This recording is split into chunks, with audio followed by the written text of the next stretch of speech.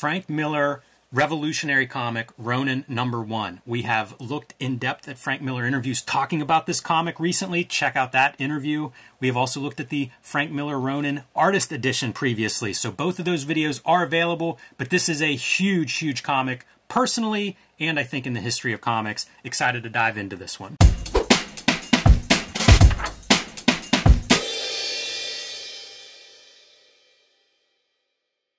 Hello and welcome to YouTube's favorite comic book channel, Cartoonist Kayfabe. My name is Jim Rugg. I'm Ed Piskor. I want to remind everybody that we have Cartoonist Kayfabe Comic Book Christmas in July, the last Saturday in July. That is July 29th. And this is the second year in a row that we have done Cartoonist Kayfabe Comic Book Christmas in July, where we invite our audience to take some of their best comics, their doubles, their comps, and put them in the little local lending libraries in their neighborhood, then take a picture and share it on social media. We are trying to put comics in front of new readers, and we know readers use those little local lending libraries. So stock some good comics in there the last Saturday in July, and let's see if we can't grow some readers. We also have a Cartoonist Kayfabe Patreon that'll give you access to our videos early. And in the case of the King Kayfaber level, you can also sit in on our recording sessions and help us not miss any bits of knowledge as we go through some of these treasures. So speaking of treasures, Ed, Frank Miller's Ronin, one of the books that first contact with Frank Miller as a reader. I tried to pick up The Dark Knight Returns at a flea market dealer. It was way too expensive for me at the time. First printing's over $100 for the 4-issue run, but I gravitated to the visuals of those covers. And I didn't know anything else about it except these look different than everything else. Luckily, it was a good comics dealer, and he said, you could try Frank Miller with this book. Can't remember what I paid, but probably $2-3, not very much, about cover price. This is from 1983, and it is Miller after Daredevil getting the keys to the kingdom in a lot of ways. A lot of creative freedom was given to him for this book, and in some ways he delivered, in some ways maybe it fell short. But I found it as one of the most exciting things I had ever seen in my life, bar none. Movies, television, books, anything you wanted to put against it. I had never seen anything like this in my life. I made a giant poster board recreation of this drawing, which it kills me that I don't have that anymore, unfortunately. But I was just struck by what this book looked like compared to the other comics I was reading. And that was it. I started looking for more Frank Miller work wherever I could find it. Found a Dark Knight Returns trade paperback. Traded Rob Liefeld New Mutants comics for Frank Miller Daredevil comics. Like, I was hooked. So pretty excited to actually go through this first issue with you and kind of like imagine, you know, what this is like in 1983 when it comes out. Sure. You can see right off the bat, even the cover looks different than what we were used to. And we've been looking at various historical magazines that cover comics, and they're constantly talking about the price increase of comics. In 1983, I think comics were between 40 and 60 cents, somewhere in there. $2.50 for this one. This was, like I say, completely revolutionary. Not totally successful, probably for some of those reasons, but nevertheless, it was Miller allowed to do some things in comics that weren't being done, and you can see it on display. One of the things he talks about in that previous interview with him is how most of the inking techniques of old comics didn't work anymore once you get good paper, and you can see him like, I got good paper, what can I do? Let's push the inking, and that's what I responded to as a kid the first time through. Yeah, absolutely. It's such a bleeding edge comic for Frank Miller, but also for Lynn Varley, because she could color this Dark Knight style. It's blue line, like she could have done that, but she's figuring out her process along the way. So it is very accurate to say that you just do not get Batman Dark Knight Returns if you don't go through the Ronin boot camp to get there. What a workshop. You know, it feels like this is Miller getting his master's degree in a lot of ways in comics making and really trying some new stuff. And I linger on this cover just to show it off because we were looking at it before we hit record. And of course, you know, famously, this is the Teenage Mutant Ninja Turtles #1 cover format. And in a lot of ways, that's the one I think of whenever I think of this format. You know, it was a knockoff of Ronin in so many ways, but it's also become the much bigger success than Ronin. And so you look back historically, and in many ways, it's the Turtles cover that means something with this design. When you meet the Buddha, you gotta kill the Buddha, man. I guess so. So let's dive in and get into some of what we have going on. We didn't talk about it much in that Miller interview from Comics Interview, but he talked a lot about doing research on samurai just to kind of get a backstory on this main character. Right, but it really it really is that it falls short. It's just like all the cool, like most brutal stuff. There's not really anything cultural in here except for like the top tier stuff that almost everybody knows if you just watch a couple of movies. Yeah, it feels like it's, I don't want to say superficial, but it definitely is sort of like almost a caricature version of some of this stuff. Superficial is a great way to put it, to be honest. You know, it's not deep, nor is it designed to be. And it should say, for anybody that doesn't know, a Ronin is a masterless samurai, I think is your Webster's dictionary version of this character. And this is our Ronin character from feudal Japan, and this is his master, who he's supposed to be protecting. Straight from Central Casting. And who is being attacked, not by statues in the cemetery, but by evil assassins hiding behind those statues. Got this widescreen view, you know, five tiers, and that's an interesting approach. You know, other comics didn't look like that. So in a lot of ways, Miller is just doing whatever is opposite in mainstream comics, like in this thing. And he said in that interview, because you would see a little bit of this kind of wider panels in his Daredevil, that a lot of that was developed. The editor, Denny O'Neil, had pushed him into like, figure out fighting for the Daredevil comics. This leads Miller to Lone Wolf and Cub, which wasn't even called Lone Wolf and Cub. There wasn't an English version, but he would pick up those tankobon in Japanese and could follow the stories and the action, and you can see it on these pages, like wearing the influences on his sleeves. Right. But great page and eye movement. Like, I was so excited rereading this as you come down the page, and then our hero's almost off the page, throw the sword back in. Let's go back in. Keep those directional devices moving with your reading. You got all the weapons from Ninja Turtles throughout these comics. So you have your sai, you have nunchucks, you got katana. And our young samurai gets rid of 2 of the assassins, but also loses his sword whenever he throws it through the second assassin. So the master's got to get his sword out and save our young samurai from that last assassin.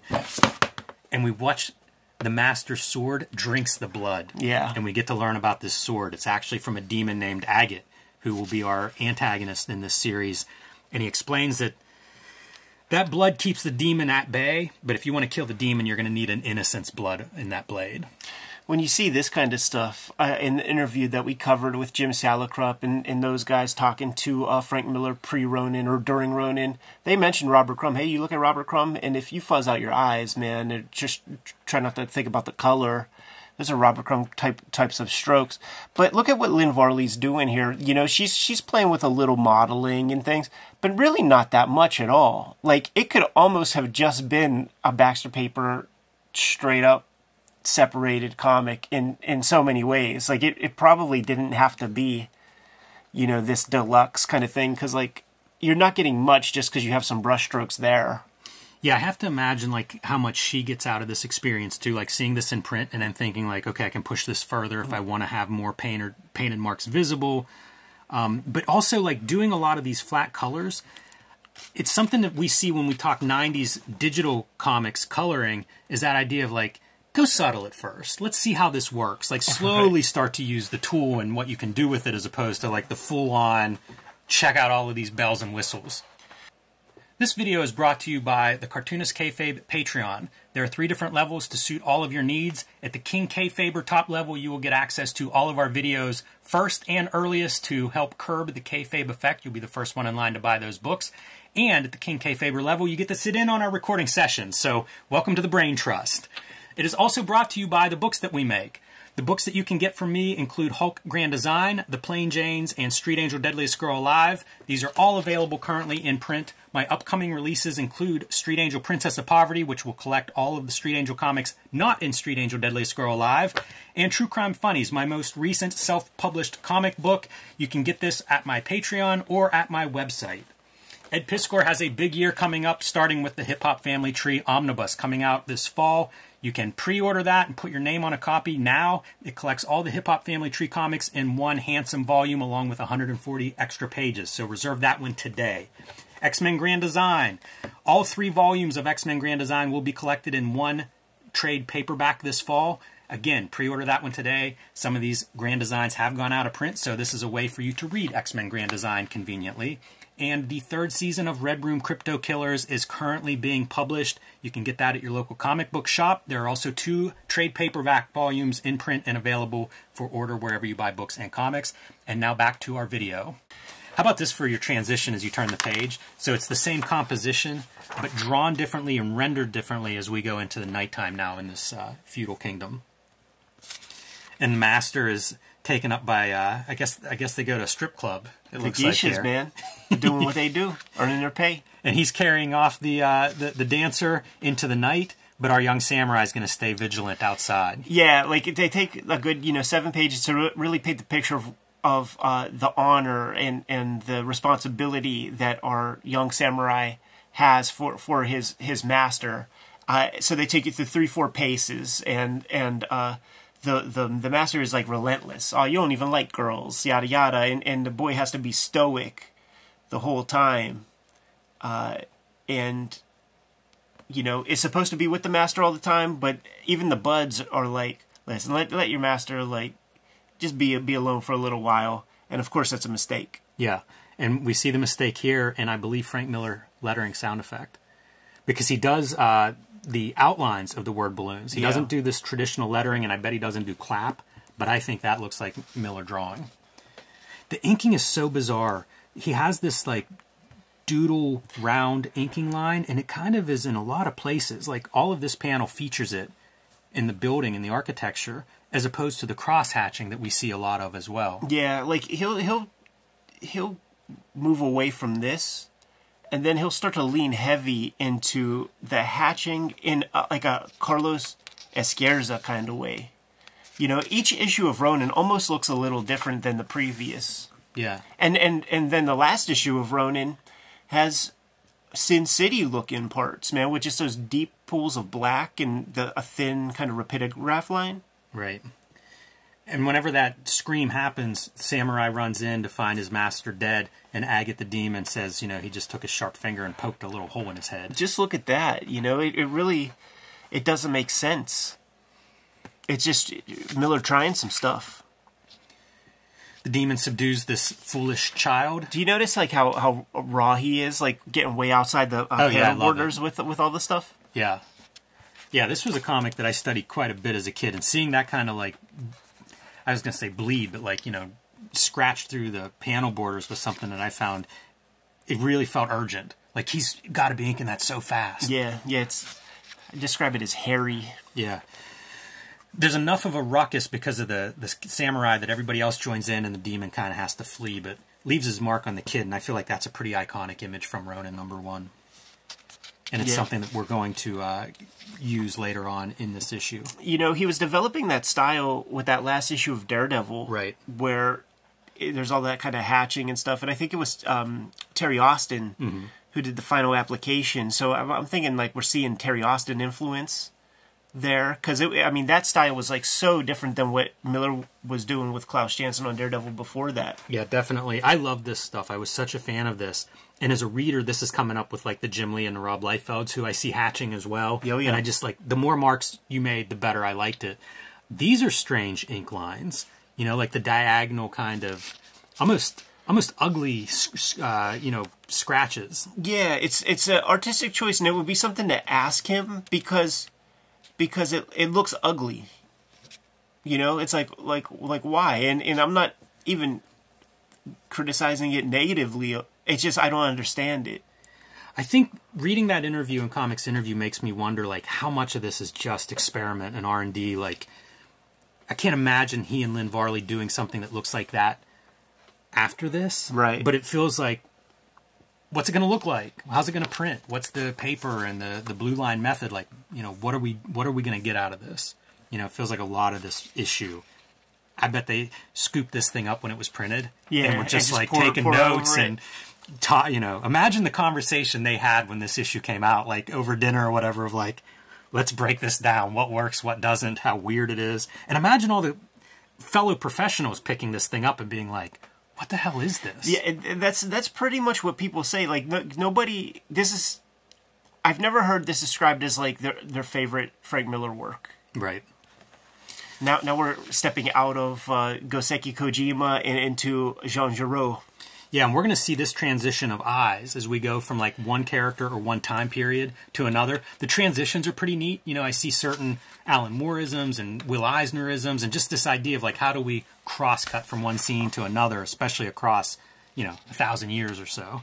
Weird fucking comic, man. Super weird. Super weird. I mean, look, this is Miller finding European cartoonists and Japanese cartoonists and, like, synthesizing, like, you know, his mind being blown by these different approaches to making comics. Yeah. So far outside of the norm of what a Marvel DC, if that's what you were used to, both of those influences would have just been like, again, what the hell am I looking at? Yeah. See Lynn doing some play. Yes. With those eyes. Changing the palette. Now that we're in this cooled, antiseptic. This is the color of, like, hospitals back in that era. You know, like, all those gowns and shit would be that kind of mint green. That's so interesting because you think of, like, this is high tech, right? Right. This future tech. But we don't have, like, the Apple white tech kind of stuff. No THX 1138 type tech. That's always the funny thing, man. It's always like Alien, like where it's like chunky wires, machinery. Speaking of machines, we're going to cut from the inside of this high tech lab to this is New York City in Frank Miller's future. Yeah, dude. And whenever we get these 2-page spreads, that's when he busts out the duotone boards, man. That's what we're getting up here for the atmosphere and shit. And he uses that motif through the entire book, through all 5-6 issues. I didn't even put it together, but he's drawing like this cross-hatching on the duo shade boards. Yeah. Wow. So it's really creating that soupy atmosphere. And then putting Lynn to work, you know. Lynn, give me all of your most diarrhea-ish colors because it's a dystopian world out there right now. I look at this spread and I see Vince Locke Dead World. Sure. And I look at this one and I don't even know what I see. This is so bizarre to me. It feels Teenage Mutant Ninja Turtles-esque, which of course comes later.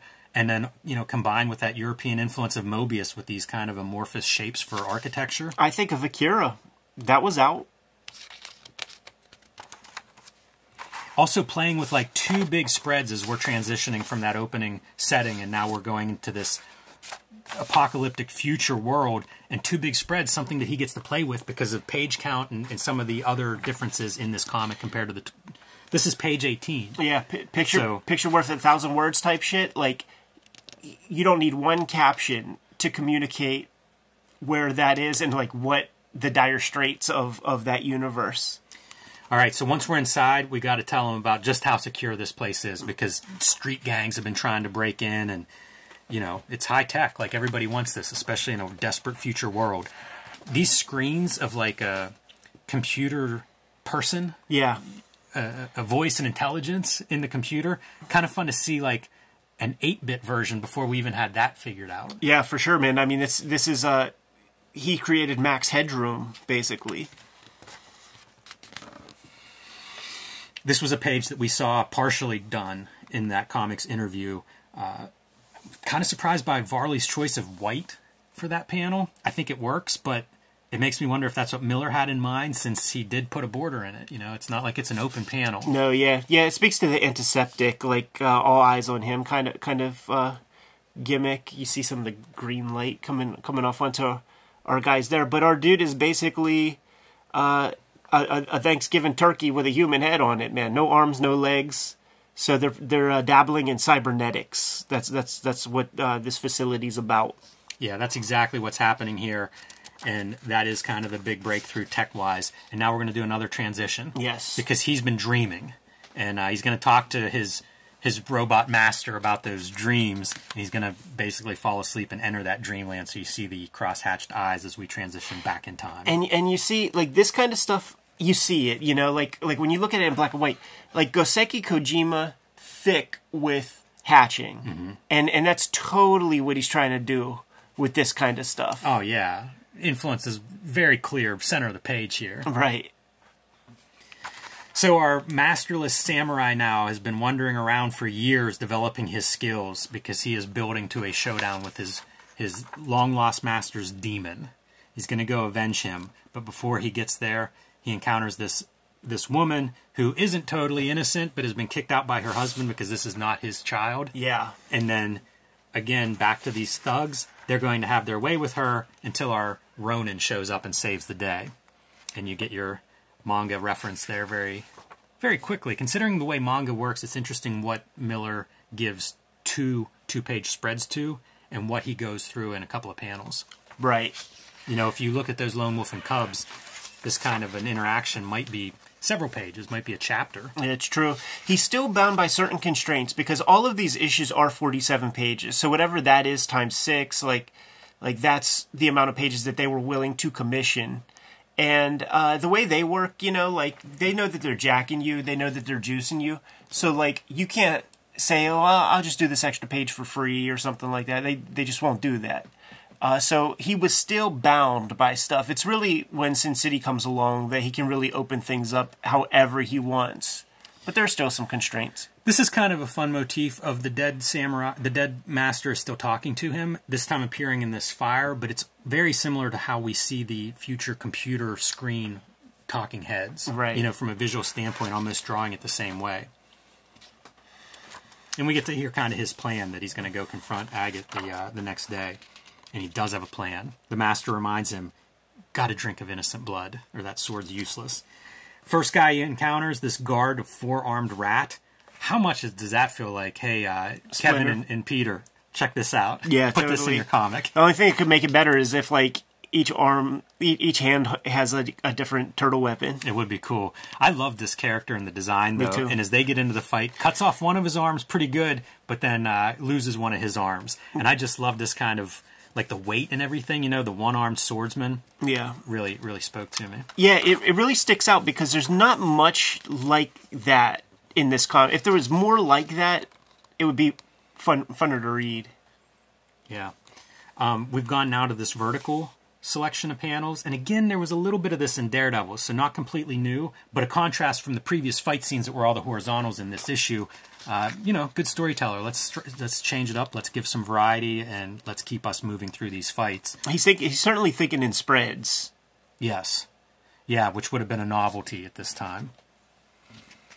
Overcomes our rat creature and sets up our showdown. There's a lot of ground covered in this first issue, and I think that's different than the subsequent 5 issues as well. Sure. You know, like, I read this and it was like, I gotta get more. Right. But as I read through the series, like, probably by the time I was done with it, I wasn't as impressed. It's true. It's funny how that works, and I'm very interested in going through each issue over time to see exactly where it goes off the rails. Where do we lose the enthusiasm as readers?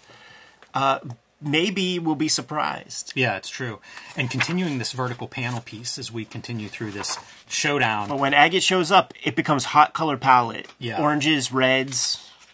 And there's your innocent blood, right? He copied that. He copied out off that one New Mutants comic that I was reading at the time. Yeah, that's right. I was so mad because I had read this comic way before that New Mutants, and I was so mad whenever I read. I think it's New Mutants 98. I think it's 100. Like, how can you just copy that spread? And it didn't seem like anybody else cared, or maybe knew it, or whatever. Imagine trying to explain my outrage to my friends who don't even read comics. Oh, I know. I know what you They mean. weren't interested. Yeah. But I was furious. Nevertheless, that's his plan for Innocent Blood is himself. And also, he's thrilled that, you know, he finishes his masterless, he avenges Master. You know, that was his whole samurai purpose. But unfortunately, it takes a minute for everybody to die, and a curse is put on him by the demon. Yeah. Which brings us back to this future, and this guy who's having these dreams and not sure really, like, what does it mean? It seems so vivid. Yeah, or a little Thanksgiving turkey with a body, with a head. So our know-it-all, essentially the internet, our mother box, explains that that sword was found recently and struck with a laser, and long story short, the demon is here. He's coming to get it. That's cool, man, that screen. With the like interlaced lines. Yeah, it's a pretty neat effect. Like I said, whenever we're seeing the flashbacks and there are little images that almost like foreshadow this. Yeah. You know, that same kind of visual style. There's a Ditko aspect to that face right there. What do you think it is? Then? It's the eyes. I guess it's always the eyes with Ditko, right? There's a lot of Ditko in Miller. And the scar is now opening up on her face. Just like the Ronin. Yeah, this is just the weirdest thing where Billy turns into the like that. That is so far out. Because then what happens to our little turkey body guy? Where'd he go? Right. Well, he becomes the cybernetic, right? Like the limbs and things. Is Billy? Yeah, I don't know actually. Yeah, it's goofy. Demon is making it through everything, despite the security agent saying, you know, he won't get through this, he won't get through that. Yeah. Takes her eyes away as he goes from Eagle into crashing whatever this is, some cybernetic womb where Billy is located. And look, we've changed the drawings of Billy again, too. So now we're away from the cross-hatching, and you start to see some of the marks that we would see in Sin City. It's true. Again, I can't imagine what this is like in 1983. That's so disturbing. Poor Billy. Yeah, it doesn't look too good. That's just awful, man. Like, what's that gimmick in the middle there, dude? It's a real John Holmes type character. That's his umbilical cord. But you see his hands forming, so it is cyber. You know, he is basically becoming a cyborg. Right. Yeah, no, of course. Yeah, that's how the arms and stuff get there. But then he just turns into the Ronin. Yeah, it's true. I love that it's yet again like another visual style. Right. Probably heavily influenced by the heavy metal stuff, the European stuff, because it's mostly line art, and then it's give Lynn a palette to play with. And we made mention of that. Like, that is just scribbles. Really cool. And I don't think we saw much spatter in comics back then. There's a lot here. But in that interview, Miller talks about learning to ink, you know, on this book, and you see him doing a lot of different techniques. And the truth is, he didn't even learn on this. Like, he did all these pages, and he still, it's never found something that he was, like, really comfortable with. You know, what's the next thing we're going to see him do? Maybe Elektra Lives Again, where he's doing the clear line after getting some influence off Jeff Darrow. You know, it takes him 10 years to learn to ink. And the demon likes this future New York. He's pretty happy with where the sword has brought him. Meanwhile, we're in the sewer as we get our first look at what Ronin looks like. That's the cover to my TPB. It's on the floor over there if you want to grab it. Yeah, and this is probably something that a lot of people have seen this version of. Yeah. I think, I don't know when this is from, but I feel like there were a couple editions that had this cover. Yeah, mine is a third printing. Wasn't that easy to find. Like I said, whenever I got this first issue, it took me a couple of years to track down the entire series. And I think there had been collections at that point, but I didn't see them anywhere. You know, they may have collected it sometime maybe around Dark Knight Returns. Yeah. But didn't sell a lot or sold out of them or something, because I did not see Ronin in the collection for a long time. Yeah, I will tell you that I did get this at Walden Books. Like, oh, wow. Like at Century 3 Mall. It was one of the very few. They had, you know, a shoebox amount of space, right, like that width of books. They did not have Watchmen. Like, I feel like those kind of perennials, they would come and go. Like, when they come in, they disappeared. They did not have Dark Knight Returns. I remember the Alien Mark Nelson collection. I remember Arkham Asylum.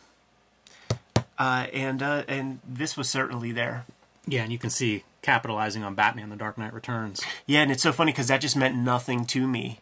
It was when I start getting Wizard and I start like reading interviews where I'm like, man, this Dark Knight Returns sounds important. I better go check that out. Did you buy this on a whim? Like, did you see it in Walden Books and go, it looks cool? Yeah. Yeah, like there was nothing. I didn't know Frank Miller in any major way. Yeah, I don't know. I think it was just comics. Like, it's a weird looking book. Outside of the context of like Frank Miller and Dark Knight Returns, that is a strange looking book. Yeah, you know, maybe the ninja aspect got me. So this is Ronin #1. I bought it basically as a failed attempt at Dark Knight Returns. Guy sold it to me. I fell in love with it. Yeah. The art just looked totally different, even in the early '90s, than anything I was seeing. And I don't know if I'd have gotten issue 2 or 3 or something like that I would have had the same reaction. Because of the ninja stuff, the samurai stuff, this was really easy for me to get into. Yeah. And that's not a part of really the overall book. No, it's true. And I think that with all that I said about the superficiality of his Ronin Samurai Master stuff, I think I would have liked it more if he just kept it back in feudal Japan and none of that Mobius shit. It was my favorite part. Yeah.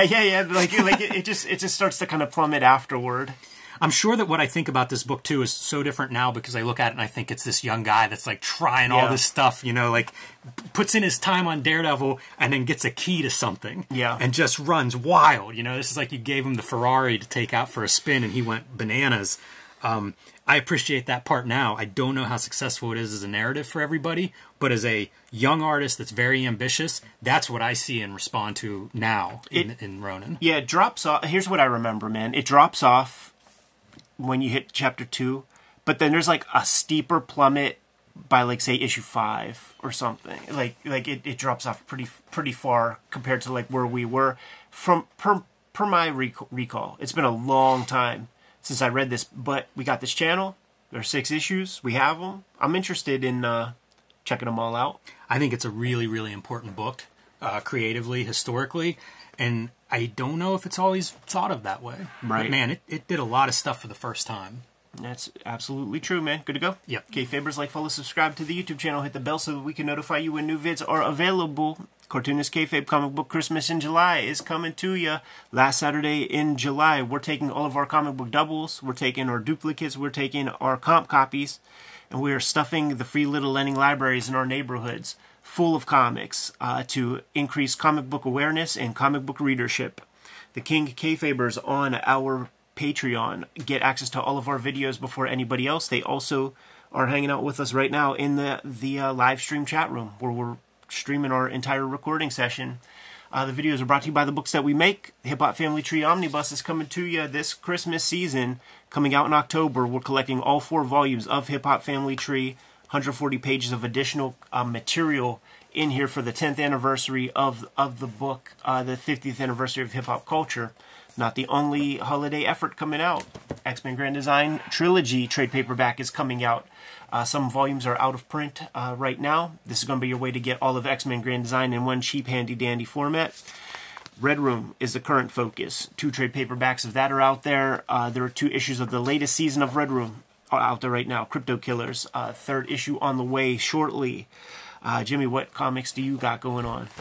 Hulk Grand Design, The Plain Janes, and Street Angel Deadliest Girl Alive are all available in print right now wherever you buy books or comics. Street Angel Princess of Poverty is my next release. It'll be out this fall from Image Comics, and it collects all of the Street Angel comics that are not in Street Angel Deadliest Girl Alive. These 2 books are designed to be a set. So if you have one, get the other. If you don't have them, get them both. They'll look good on your shelf.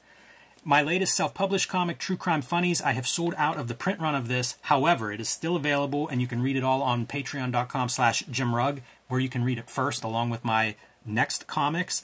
You can also download it on my website, jimrugg.com, along with several other digital offerings there. There are some other ways to support the Cartoonist Kayfabe channel. Let the people know, Jimmy. Subscribe to the Cartoonist Kayfabe newsletter at the links below this video. You can also find Cartoonist Kayfabe t-shirts, merchandise, hats, mugs, stickers, and lots more at our spread shop. That link is also under this video. There you have it. All good ways to support the Cartoonist Kayfabe channel. Keep the lights on, keep the vids rocking. Give them those marching orders, Jimmy. We'll be on our way. Read more comics.